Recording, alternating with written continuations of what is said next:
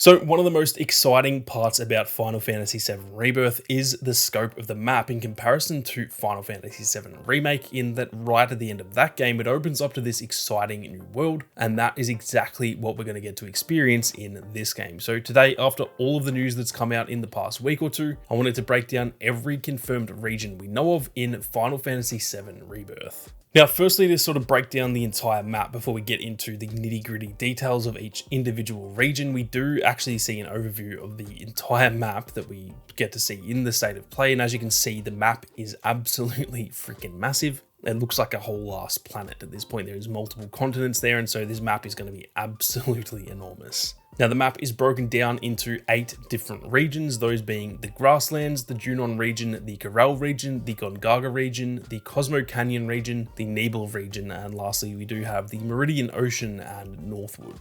Now, like I said, the map looks absolutely enormous, and all of these regions do look pretty unique to each other, or at least most of them do. Anyway, there are some that are kind of similar to other ones, but for the most part, there is actually some genuine changes between each of these regions, almost completely different biomes and stuff like that. So I'm very, very keen to get stuck into them, and it looks like we have got some exciting parts of this map to get our hands on once the game actually launches. Now, starting off with the Grasslands, this is located due south of Midgar, which is where most of Remake took place. And this is actually where the group are going to resume their journey, at least minus some of the stuff that we see in the demo, but I'm not going to spoil that part for anyone who hasn't played yet. It seems like essentially the Grasslands is where we will be picking up after the demo, and that's really all I'll say on that front. Now, it's kind of obvious by the name, but this does seem to be a very vibrant, grassy plains type of region, which is always a fun type of area to play in any open world game. So I am excited to start our journey in the Grasslands, and I dare say this is going to be probably one of the more memorable areas of the map, simply because it's where we're going to be starting out early on. And I feel like those locations generally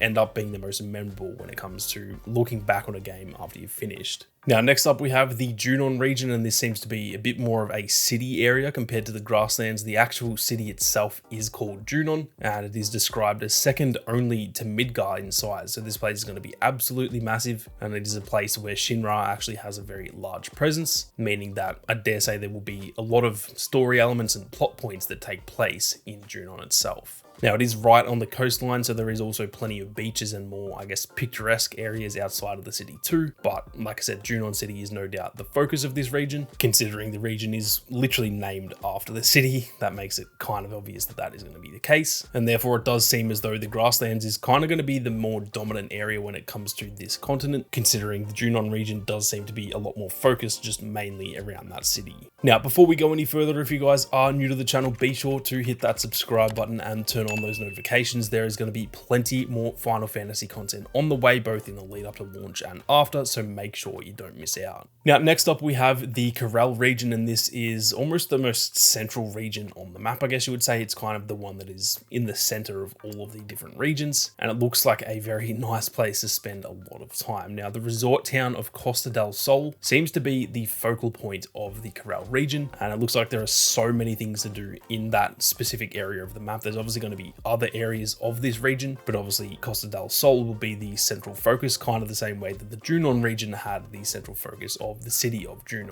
From the gameplay that we see of it, it looks borderline diverse enough to be the whole freaking map, if I'm honest. We see beaches, we see a big dusty, almost like a western looking town. We even see a mall or like casino looking place called the Gold Saucer. And so this definitely seems to be the most diverse of all of the regions that we see in the game so far. It definitely looks like this has a little bit of everything for everyone, and obviously being a resort town, it is trying to kind of do that. And from all the places we see in the state of play gameplay, this is probably the area that I'm the most excited to get stuck into and try and just explore this whole region. Now, next up we have the Gongaga region. This is the southernmost region of the map, though it also does look to be the smallest region outside of probably the Nebula region anyway, but I do think that is kind of on purpose because that is more of a purposely small region for the sake of the story. It does once again look a little bit more like a grassy or almost more of a forest type biome. It does look a little bit similar to the Grasslands, but it also looks very much its own thing and definitely seems to have a lot more verticality compared to the Grasslands. That area seems a little bit more open and more like grassy plains, whereas this definitely feels like it has got some sort of bouldery areas to it, some, I guess, verticality, like I said. We even see a section where Cloud is jumping on some like huge mushroom thing and flying super high into the air, and then we get a pretty good look at what this region is going to be like. Now, I've heard a lot of people who played the PS1 original say that this was their favorite part of the map, so I'm excited to see if that does translate over to Rebirth as well, but from what I've seen, it does definitely look like a very enjoyable section of the map to play on.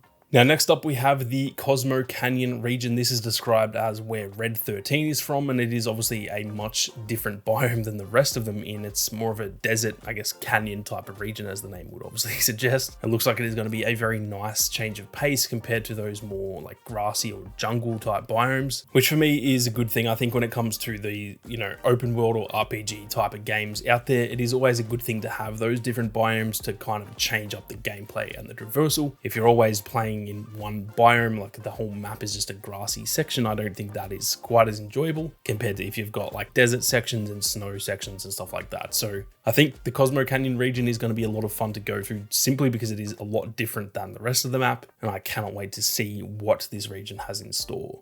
Now, the next region is the Nebula region, and this is the same region where Nibelheim, the opening town, is located. So we do definitely get to see a bit of this throughout the game, and this is where both Cloud and Tifa are originally from. So I'm sure there'll be plenty of hidden little secrets and Easter eggs and stuff located around the place in this region. We don't get to see too much from it, but like I said, it is the smallest region in the game, at least from what I know anyway. So I dare say that is probably the reason why there's not too much to be shown off at the state of play. Now, there is then the Meridian Ocean that we don't really see anything of other than this shot of a boat slash plane looking thing. And then I did mention Northwood as well that we can see on the world map, but we aren't actually given any info on that region. Now, I've not played the original, but if I had to guess, I would imagine there is some like important story elements that take place there, which is probably why they've not really said anything about that region of the map. So we are going to have to wait and see until we actually get our hands on the game itself. I'm sure everyone who's played the PS1 original will probably know what goes on, but for those who have, please do keep that a secret for everyone else in the comments who hasn't played it, because I think we're all very excited to see where this story goes. But that is it for all of the confirmed regions in Final Fantasy VII Rebirth. Like I said, the map looks absolutely awesome to me personally, and I cannot wait to get stuck into this open world and just see how big and expansive it is. Keep your eyes peeled for more content on the channel. There is plenty more Final Fantasy content on the way. So like I said, if you are new, be sure to hit that subscribe button and turn on those notifications. But with that being said, thank you all very much for watching. You guys have a great day, and I'll catch you all in the next one.